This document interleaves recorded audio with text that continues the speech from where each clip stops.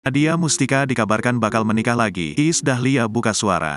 Iis Dahlia membantah bahwa Nadia Mustika Rahayu mantan istri Rizky Da bakal menikah lagi dalam waktu dekat.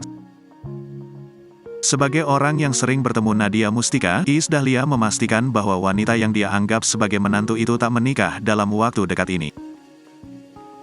Iis Dahlia meminta agar Nadia Mustika lebih dahulu fokus pada sang putra, buah cintanya bersama Rizky Da.